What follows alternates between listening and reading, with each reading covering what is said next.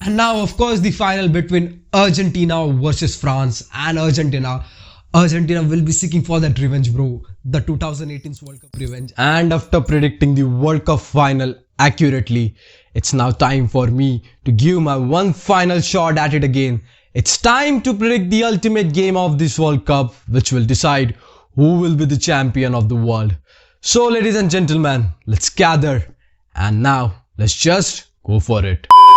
Okay, that was too dramatic and cringe, but come on, I had to flex about my predictions because if I won't do it now, then when I'll do?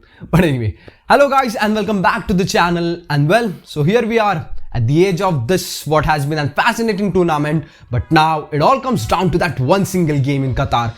The defending champions France against Argentina into the final of FIFA World Cup 2022, which will take place at Lusail Stadium with two of the best teams and two of the best players at oppositions. So of course, this is gonna be an exciting clash and this final could be won for ages. So basically both the teams or nation will be playing their fourth final of the FIFA World Cup, but interestingly both of them would be eyeing to win their third World Cup as both of them have already won it 2 times. So of course this game is not gonna be ordinary one. This final is not gonna be the normal one, and the weightage is carrying, it's immense, and probably the main reason for it's because the narrative of this game, Messi versus Mbappe. First of it's gonna be about to win that World Cup trophy. The second one would be about to winning that golden boot, as both of them are currently tied with 5 goals each, and the last one would be about to win that golden ball for the player of tournament. But apart from this two, there would be another interesting battle to watch out for between Julian Alvarez and Oliver Giroud, who also are playing in this tournament with 4 goals apiece. So fascinatingly, all the top 4 scorers of this World Cup would be facing each other into the final. But certainly, one of the biggest talking point of this game is gonna be the last dance of Lionel Messi, an ultimate chance for him to add that important trophy of his life into what has been already a goated career. And certainly throughout this tournament, he has shown his hunger to win it, because from that bad boy Messi to magical Messi, such incidents have proved that he has been a man on mission throughout this tournament. And now he looks very eager to end Argentina's 36-year wait to claim that World Cup title by ending the European dominance, because Brazil was the only last non-European team in 2002 that has won World Cup, and from there it always has been European teams. Anyway, now talking about head-to-head record, well, both of these teams have faced each other 12 times, including 3 times in this World Cup, and including all of it, Argentina have the upper hand. They have 6 wins, 3 defeats and 3 draws. But it's the France who recently have defeated Argentina into that 2018 World Cup, where they knocked them out into the round of 16 from the tournament. So of course now Argentina have a score to settle, but still it's not gonna be very easy because they have to face the mighty force of Kylian Mbappe, who seems to be unstoppable right now. And so that's why Argentina have a lot to look out for from tactical perspective. So talking about these two teams, from tactical point of view, it shows that it's gonna be an exciting final because both of the teams have shown their strengths as well as weaknesses throughout this tournament. But first of all, if you now look how Argentina will line up against France, well, that's one of the biggest questions that Scaloni might have to answer. Will he be lining up with 3-5-2 formation as he did against Netherlands to outnumber that 8 extra attacking midfielder, or will it be 4-4-2 as he did against Croatia to outnumber that midfield? Well, certainly from my point of view, it won't be 3-5-2 formation, because if you play with 3-5-2 formation, you will have just 2 attackers, so you might have to drop Julian Alvarez or Di Maria. And of course, we just cannot afford to drop both of them in this game. And along with them, we need to have the 3-man midfield.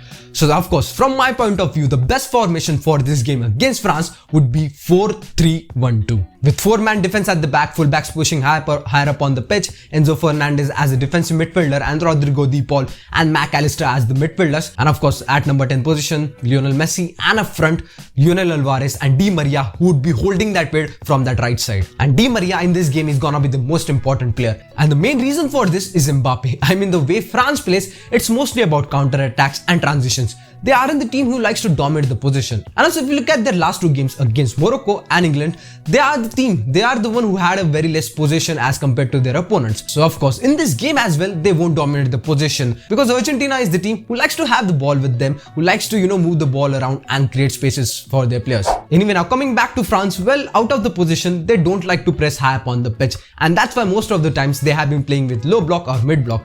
And another reason why they play with low blocks or mid blocks is because they try to attract opponents' defenders towards itself, which opens up spaces at the back where Mbappe could make his running behinds. But France potentially in the starting minutes of the game have a different approach. They likes to be aggressive on the ball, they likes to put bodies forward, and the reason for that, they want to score first goal and after that hold on to that lead. And also that could be one of the main reasons, because after scoring that goal they would mostly sit in mid blocks and low blocks and mostly look out for the counters. But also when they do attack, they likes to put a lot of bodies forward. Their attacking formation is kind of 2-3-5 with having Rabiot or Theo joining the attack line. So maybe with back four, Argentina might face a trouble, because at times it could be a 5v4 situation for Argentina, and that's why the compactness and focus towards Mbappe would be key in this game. But also while following Kylian Mbappe, you just certainly cannot forget this guy who is one of the most important player for this France, Antoine Griezmann. The guy who does all the work which is left unnoticed. In attack, he operates and uses half spaces quite well to pull out the centre backs or to pin the defense line, and then he cleverly makes the run in behind or creates space for Dembele to run, as he usually operates from that right half space. He's the guy which have created most number of chances in this World Cup, and also the one who have made the most number of ball recoveries into this France team, which just shows that his work rate and commitment, and that's why he could be a very lethal thing if you don't focus on him as well. And that's why due to this guy, Argentina needs to be very compact and have to protect those half spaces and not allow centre backs or their midfielders to play those vertical balls, vertical through balls towards half spaces.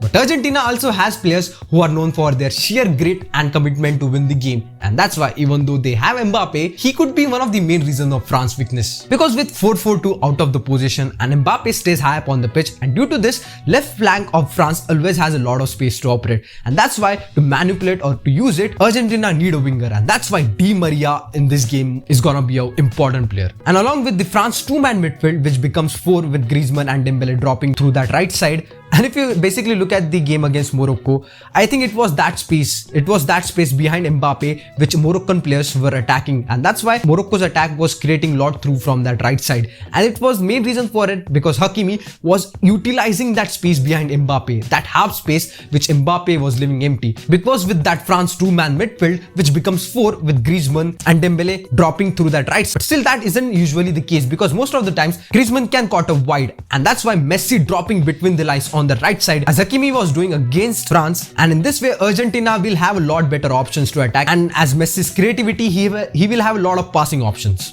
and even if aren't there he will invent it. And sometimes to give cover to Mbappe, France midfield or their whole structure gets pulled towards left side, and that's why it opens up a lot of spaces on the right side. Now in Argentina they have a player like Messi who can split open the defense with single pass, and also vision he can easily switch the play and take the advantage of such kind of situations. And on the right flank it would be Di Maria, who is gonna be a very important player, because he's gonna be the one who is gonna create some spaces by stretching out the back line of France, pulling out their left back Theo Hernandez, which will open up some spaces for sometimes Messi or for sometimes Molina to make those underlapping runs, and from there Di Maria or Messi could release him, and which is really good at it in making those underlapping runs. And also it would give him a lot of options to cut back the ball where Julian Alvarez might be waiting inside the box. But basically for Argentina, the whole game is gonna be about to make the most out of their chances that they are gonna get, because France is the team who likes to score, who likes to make the most out of their chance. That's why they often have been the team who have scored the first goal, and then they will sit at the back with that low block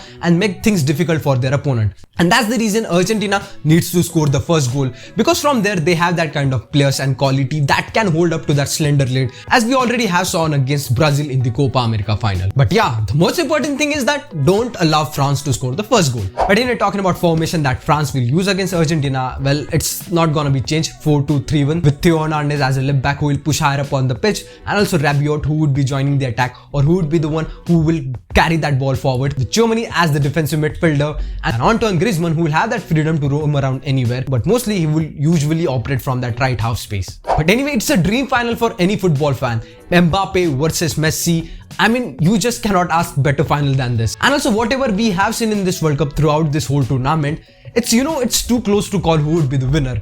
And that's why it could possibly come down to that one moment of magic from these two guys, Messi and Mbappe. But certainly we just cannot leave predictions in the air, and that's why we have to predict it. So listen me carefully. The predictions of this final game would be 2-1 to Argentina. The game will go into the extra time, and Messi would be winning that golden boot, golden ball, and will be completing the football by winning the World Cup. Anyway, that's it from me. Thanks for watching the video, guys. Hope you enjoyed it. And also let me know your predictions. Let me know your predictions about this massive final into the comments down below. And also for the third place, which is gonna be between Croatia and Morocco, which is gonna be the game which will be played just for formality. useless game. But anyway, let me know the predictions of that game as well into the comments down below.